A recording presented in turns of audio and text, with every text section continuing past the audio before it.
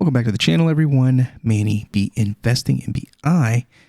And this may be a bit of a boring video for a lot of people. This is more of a technical, we're going to learn seriously video. So we're going to be talking about, again, continuing our journey, our knowledge on using Cardano, the financial operating system, for just those purposes, to be our operating system when it comes to digital finance. So what do we need a wallet for? Well, just similar to needing a wallet for real world currency, you need a place to kind of store your record of the currency. It's a little bit different. When it comes to fiat money or your dollars, your coins, a wallet is a place where you physically store those tokens, those paper bills.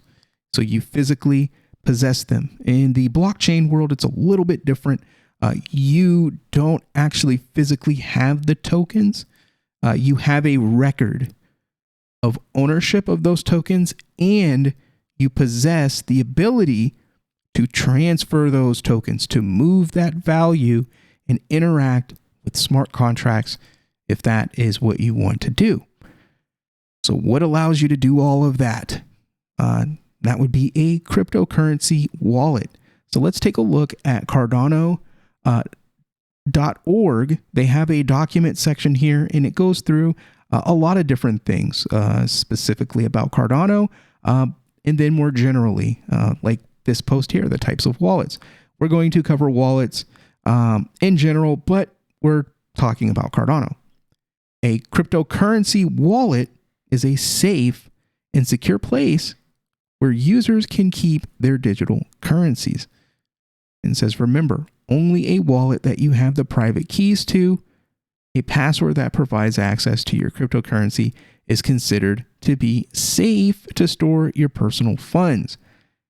It is highly not recommended to store cryptocurrency on exchanges, as this increases the risk of funds loss. Not your keys, not your coins, they say.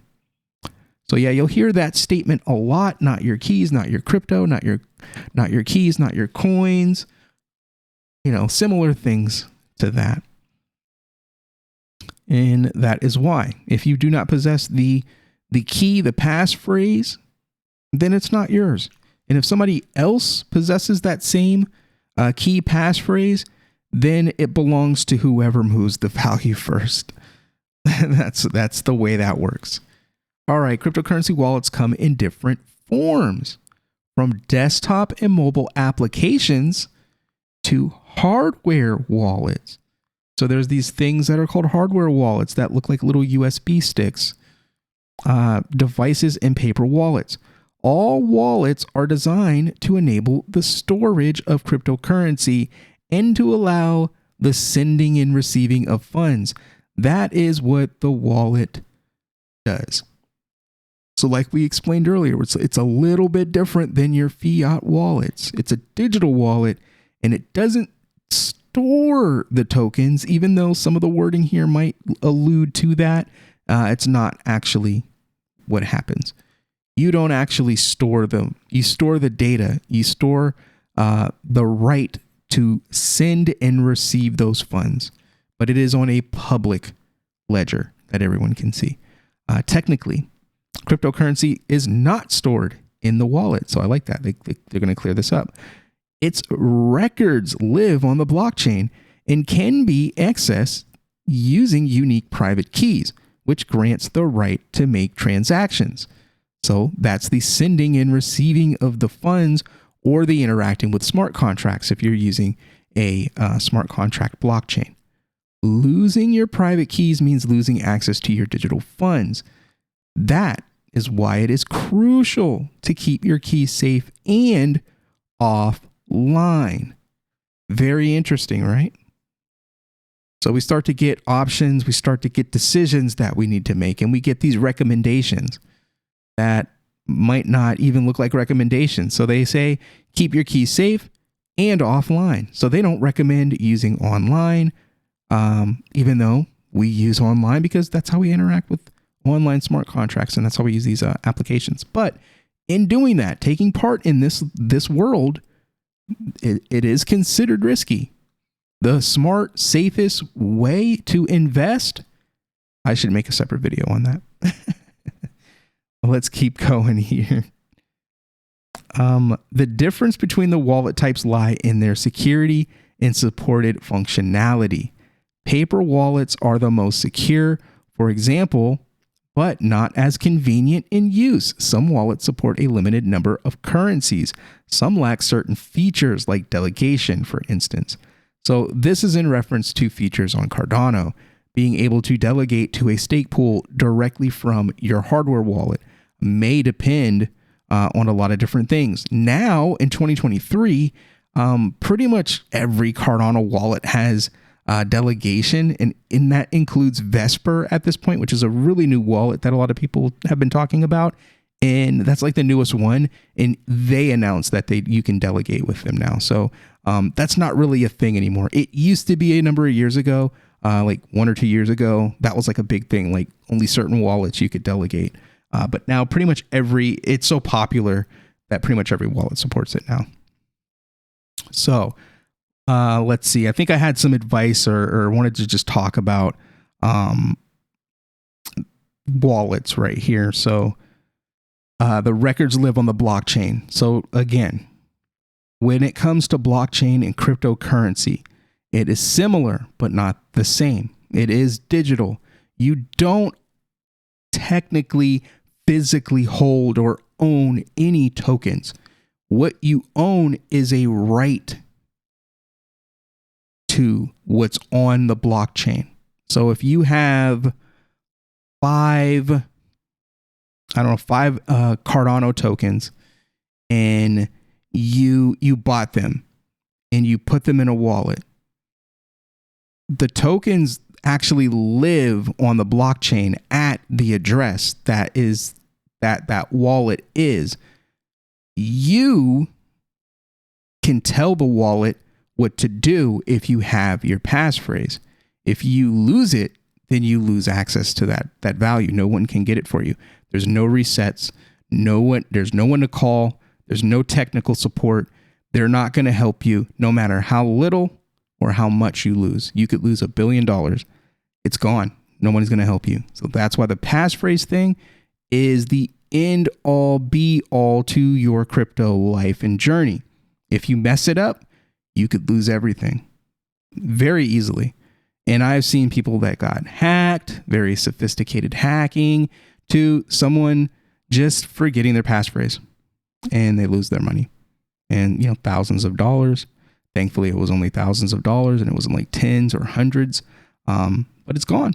There's nothing anybody can do for him. I can't do anything. He can't do anything. It's gone. He lost the passphrase. It's gone. No one can get it back for him. Only way he can get it back is if he just happens to find it or remember it, which I doubt will happen. So that stuff's gone. So let's continue on. Paper wallets. So we have these different types. Paper wallets. These are paper documents, physical sheets of paper that contain public and private key details. Such as documents can be stored in a safe place and are highly secure as they can't be compromised via online attacks. So this is air-gapped or offline. That makes it super safe because it limits who can access it down to physical. So if it's in a physical world, you can only access it in person. So they would have to come to your house or wherever you have it stored. They would have to go to that location and physically interact with that wallet. The only downside is security because all I have to do is just look at it if I have access to it. Paper wallets are best to use for long-term savings. So a lifelong Bitcoin account where you, like for instance, we're doing this Cardano thing, this Indigo thing. But what if you had a larger holding of Bitcoin, or after so much accumulation in Indigo, we convert to real Bitcoin, then store in a paper wallet in a safe somewhere or at a bank in a vault someplace, right? That would be an idea of something that you could do with a paper wallet. Linked paper wallets not possible to operate online for purchases, for example. So yeah, this is long-term stuff. To be able to use it, you have to go retrieve the information, connect it, and then interact with it. Very inconvenient, but secure. Good for long-term storage. Hardware wallets. These are devices that store cryptocurrencies offline and can be connected to a computer to access the funds. Hardware wallets are secure, and their benefit lies in the balance of offline security and convenience, as they can be carried around and used when needed. The disadvantage of the hardware wallet is the risk of losing the device or damaging the device. So that's the downside. That you can lose it. It can fall down a drain. It can get a drink spilled on it and broken or something like that, or somebody can just snatch it from you since you're in person. Granted, they would need like the password and the phrase all the same, but to control the hardware wallet right then and there, all they would need is for you to authenticate it by signing it, depending on the device. Most devices you enter numbers into a screen. Some are, thumbprint scan, face ID, something like that. Then that's where you get the wrench attack. The wrench attack is a hack where somebody uses a blunt object to threaten you to give them the money, much like an ATM hack. If somebody runs up on you with a gun and says, "Hey, go to this ATM, put your card in, put in your PIN, withdraw the money, and physically give it to me." That's the wrench attack. You'll hear people reference it.